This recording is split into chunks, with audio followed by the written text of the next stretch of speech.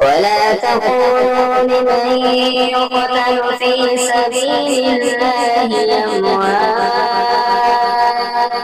بل أحياء ولكن لا تشعرون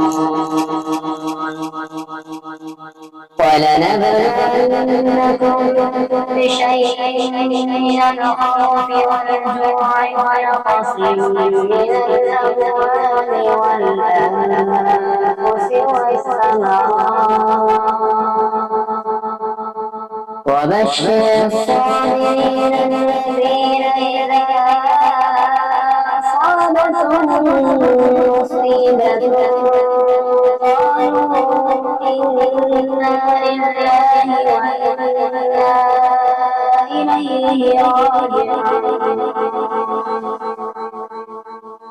أولئك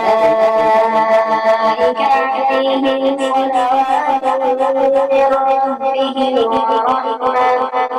وأولئك هم